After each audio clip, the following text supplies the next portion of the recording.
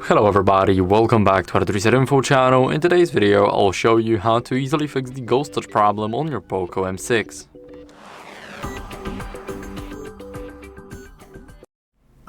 So first, you guys want to remove your screen protector or a case, but only if your screen protector is poorly applied and if it's not aligning with the edges of your screen and it's covering a side of your phone from any corner, any side, it can cause the ghost touches. So make sure to remove that if that's the case.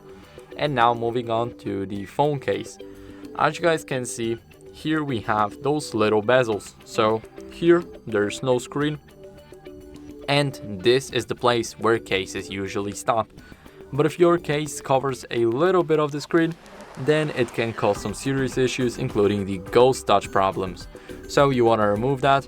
And now after that, you guys want to clean your screen to remove any debris or moisture. I use the microfiber cloth to do that. So let's just give it a few swipes. Don't go too hard on the device. Just clean the screen. And after a few swipes, it should look beautiful. You should get rid of any moisture, any debris, and any fingerprints.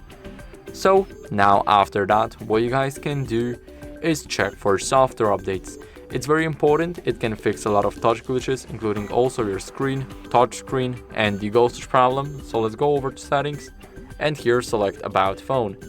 Now in the About Phone section, click on Xiaomi HyperOS. And as you guys can see, I have an update available for the second version of the HyperOS on this device, and I'm running the first one. So we definitely want to update, and now basically we need to click on download update. Then we will need to wait for it to download, extract, and then it will ask us to restart our phone. And after that, we should be running the HyperOS 2. So that's basically it for the video. I hope it was helpful. If it was, then leave a like, subscription, and a comment, and I'll see you in the next one.